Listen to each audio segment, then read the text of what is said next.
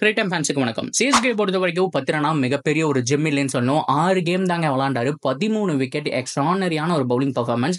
Unfortunately பார்த்தோம் அப்படின்னா மசூத் இன்ஜினியரான வந்துட்டு ஸ்ரீலங்கா திரும்பி போயிட்டாரு. அதுக்கான ரீசன் என்னன்னு கேட்டீங்கன்னா, ஸ்ரீலங்காவை பொறுத்த வரைக்கும் நம்ம எல்லாருக்குமே தெரியும், ரொம்ப ஸ்ட்ரிக்டா இருப்பாங்க. வேர்ல்ட் கப் வரப்போகுது அப்படிங்கிறதுனால மிகப்பெரிய அசட்டா இருப்பாரு. பெருசாக ஸ்ட்ரைன் பண்ணக்கூடாது, தம்பி நீ கிளம்பி வா, விளாண்டது வரைக்கும் போகுது அப்படிங்கிற மாதிரி சொல்லிட்டாங்க. இந்த சமயத்தில் நியூ ரிப்ளேஸ்மெண்ட் பவுலர் யார் அப்படிங்கிறத கேள்வி ஏகப்பட்ட பஸ் சோசியல் மீடியாவில் போயிட்டு இருக்கு. அதெல்லாம் என்ன ஏது அப்படிங்கிறத கம்ப்ளீட்டாக இந்த வீடியோவில் பார்த்து தெரிஞ்சுக்கலாம். அதுக்கு முன்னாடி ஃபர்ஸ்ட் டைம் சேனலுக்கு மறக்காம சப்ஸ்கிரைப் பண்ணி சப்போர்ட் பண்ணுங்க. அப்பதான் அப்டேட் எல்லாமே எங்களை வந்து செய்யணும். சரி வாங்க வீடியோக்குள்ள போலாம். So first of all CSK பொறுத்த வரைக்கும் நான் சொன்ன மாதிரி இந்த டோர்னமெண்ட் அப்படிங்கிறது நல்லா ஸ்டார்ட் பண்ணாங்க. அன்பார்ச்சுனேட்லி இடையில ஏகப்பட்ட மேட்ச் லாஸ் ஆச்சு. இப்போ மறுபடியும் கம்பேக் வேல வந்திருக்காங்க. ஸோ சிமர்ஜித்தையெல்லாம் இவ்வளோ நாள் பெஞ்ச் பண்ணி வச்சிருந்தீங்களடா அப்படிங்கிற மாதிரி தீபக் சகருக்கு மஸ்ட் எவ்வளோ பரவாயில்ல அப்படின்னு தான் சொன்னோம். ஸோ அந்த அளவுக்கு தீபக் சகர் ஃபார்ம்ல இல்லாதப்போ ஸோ இனிஷியல் ஸ்டேஜ்லேயே அவர் ஆடி இருக்கலாம். நல்லா பண்றாருங்க, சீன் பொசிஷன் நல்லா இருக்கு. ஸோ ஏகப்பட்ட பால் அப்படியே தலைக்கு ஏத்துறாரு. ஸோ நல்லா போடக்கூடிய ஒரு டேலண்டான பவுலர் தானே, எப்போ கொண்டு வந்திருக்கலாமே அப்படிங்கறதான் எல்லாருடைய கேள்வி. நல்லாவே பண்ணாரு போன தடவை. And Tushar Deshpande back to form சொல்லணும். சார்துல் தான் அடி வாங்குறாரு. மேபி சார்துல் உட்கார வச்சுட்டு எகைன் ஹங்கரேஸ்கரை ட்ரை பண்ண போறாங்களா, இல்ல சார்துலையே வச்சு கண்டினியூ பண்ண போறாங்களா அப்படிங்கறது பொறுத்திருந்து பார்க்கணும்.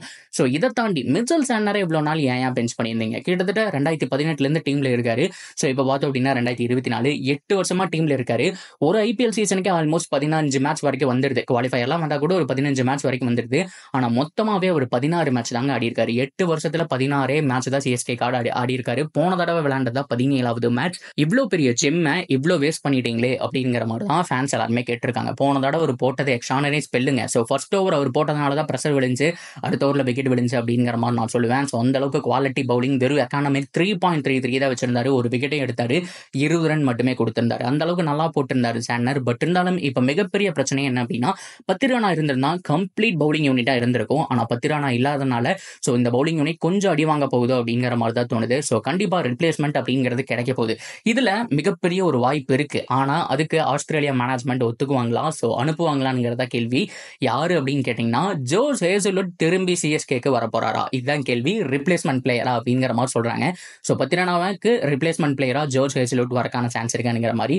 அவர் ஏன் இந்த ஒரு ஐபிஎல் ஆக்ஷன்ல வந்துட்டு அப்ளை பண்ணல அப்படின்னு கேட்டிருந்தீங்கன்னா, ஐபிஎல் உடைய இனிஷியல் மேட்சஸ்ல ஒரு நாள் விளையாட முடியாது. கிட்டத்தட்ட மே 10 வரைக்கும் அவர் அவைலபிள் இல்லைங்கிற மாதிரி சொல்லியிருந்தாங்க. ஸோ இப்போ பார்க்கும்போது 10 தான் முடிஞ்சு, அப்போ குவாலிஃபயர் கேம்ஸுக்குலாம் அவைலபிளா இருப்பார்ல, நம்ம எடுத்துக்கலாமா அப்படிங்கிற ஒரு கேள்வி வந்திருக்கு.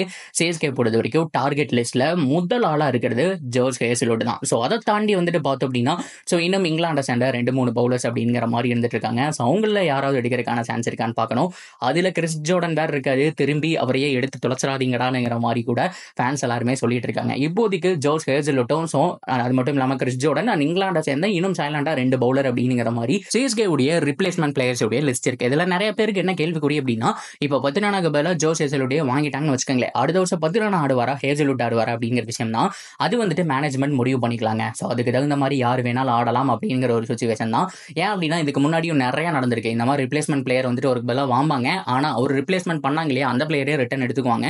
ஸோ இந்த மாதிரி ஏகப்பட்ட விஷயம் நடந்திருக்கு. அதனால 10 ரனாக்கெல்லாம் எந்த ஆபத்தும் கிடையாது. ஸோ இப்போதைக்கு இருக்கிற கேமை விளையாடுறதுக்கு ஒருத்தர் வேணும் அப்படிங்கிறதான் சிஎஸ்கே உடைய டார்கெட் லிஸ்ட்ல இருக்கு. ஸோ இப்போதைக்கு ஆஃப்கோர்ஸ் ஒரு கிளசன் வந்துட்டு ஆல்ரெடி 11ல இருக்காரு. அண்ட் 11ல இப்போதைக்கு ஸ்லாட் இல்லை அப்படின்னா கூட அவருக்கு கூட திடீர்னு இன்ஜுரினா ஒன்றும் பண்ண முடியாது இல்லையா. ஸோ அதனால பார்த்தோம் அப்படின்னா கண்டிப்பா பேக்கப் வேணும். ஸோ கண்டிப்பா ஒருத்தரை எடுக்க போறாங்க அப்படிங்கிறதான் இப்போ வந்திருக்க நியூஸா இருக்கு. சில பேர் என்ன சொல்றாங்க அப்படின்னா, கான்வே ஃபிட்டா இருந்தாரு அப்படிங்கிற பட்சத்துல அவரே உள்ள வந்துடலாம், அதாவது பேட்ஸ்மேனை ரிப்ளேஸ்மெண்டா எடுக்க போறாங்கன்னு சொல்லியிருக்கலாம். ஆக்சுவலா என்னாச்சு அப்படின்னா, கான்வேவோட ரிப்ளேஸ்மெண்டா தான் கிளசன் உள்ள வந்திருந்தாரு. அதனால ஸோ கண்டிப்பா ரிட்டன் கான்வே வரது ரொம்ப ரொம்ப கஷ்டம். அவர் ஃபுல்லாமே பெஞ்சில் வந்து இந்த சீசன் ஃபுல்லா என்ஜாய் பண்ண போறாரு அப்படிங்கிறத ஃபர்ஸ்டே சொல்லிட்டாரு. நிறைய பேர் கேட்டதுனால இந்த ஒரு ஆன்சர் அப்படிங்கிறத சொல்லிக்கிறேன். ஸோ மற்றபடி இப்போதைக்கு ரிப்ளேஸ்மெண்ட் அப்படிங்கிறது 10 ரனாக்கு பதிலாக தான். ஸோ அவருக்கு பதிலாக யார் உள்ள வர போறா, ஸோ ரிமைனிங் மேட்சஸ் அப்படிங்கிறத ஆட போறாங்க அப்படிங்கிறத கேள்வியா இருக்க போது. ஸோ முஸ்டபிசூர் இருந்திருந்தாரு அப்படின்னா இவ்வளவு தூரம் நம்ம யோசிக்கவே தேவையில்லை, கம்பல்சரி அவர் தான் ஆடி இருப்பாரு. ஸோ இப்போ அவரும் இல்லை அப்படிங்கிறதுனால ரிப்ளேஸ்மெண்ட் பிளேயர் வேணும் அப்படிங்கிற ஒரு குறிக்கோளோடு இருக்கிறாங்க சென்னை சூப்பர் கிங்ஸ்.